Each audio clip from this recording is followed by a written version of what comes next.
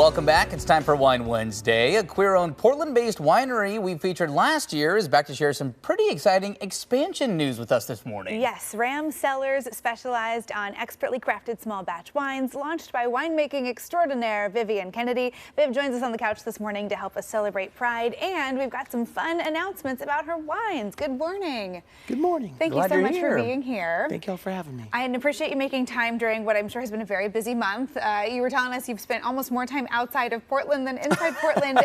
Catch us up on everything that's been happening. Yeah, we've had the chance to expand the reach of our wines, and so I have been in California and up in Seattle supporting market rollouts there. So you can now find our wines across the entire West Coast. That's fantastic. How exciting. Tell us about some of your labels here before we get into the expansion news. What can people expect? Yeah, so I mean, we make a wide variety of wines. You'll see on the table here, our signature wine is our orange wine, so white wine grapes fermented on the skins.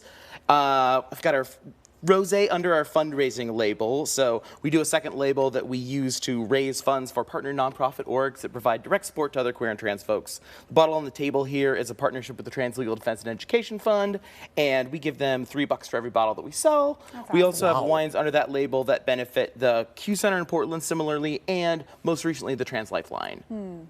That's great. You know, we've seen in recent months businesses of all different sorts either becoming a vocal ally or coming under fire for their allyship. And I'm just curious, why is it important for you to really align your brand and your winery in a very mission-focused way and to support in this way? I think that I feel like we have a responsibility to use the platform that we have to do good for communities that we're a part of. And so with the platform that the winery affords us, we have that additional reach, and I feel it's an obligation that we have to uphold. Yeah. That's great. Well, $3 per bottle of wine sold too. That's not a small amount of money. So that's really impressive that you're taking that initiative. With that said, your platform is expanding some. You are expanding. You're going to be opening up a wine bar here. Tell us about the details of the new wine bar. Yeah. So I am in partnership with my dear friend Christina Gonzalez from Gonzalez Wine Company, opening up a space that we're calling Community Wine Bar over on the Southwest Waterfront, over off of Macadam and Dakota Street. And we are shooting for a mid-August opening. If folks want to keep track of that, and they can sign up for both of our email newsletters, follow us on Instagram, etc. But our goal is to create an accessible space in wine that not only makes space for everyone, but centers the comfort of all marginalized folks who'd like to have access to wine and is welcoming to everyone. But we want to make sure that we're centering that in the conversation. Yeah. That's fantastic. Selfishly, I'm very excited that this is coming to my neighborhood. I'm over in South Portland. I'm wondering, did your market research show, like, yeah, there's this one lady who really likes wine who's going to be over there every day? She's always buying wine in this area. That will be me. It's all for you. Yes. That's great. I'll be banging the door down at the end of the summer. It is a good, on the business side of it, it is Yeah. a good location. It's a good location. Hopefully a lot of traffic will walk their way. Yeah, I mean, we think that there's a great opportunity to have a neighborhood space over there. And so we're going to, when we're up and running, we're going to be open 4 days a week, Thursday through Sunday. And then the other days of the week, we will be able to do tastings by appointment as well. Awesome. That's fantastic. It really is. It's going to be so fun. Now, we do have some other events. Well, you've been busy with events all Pride Month long.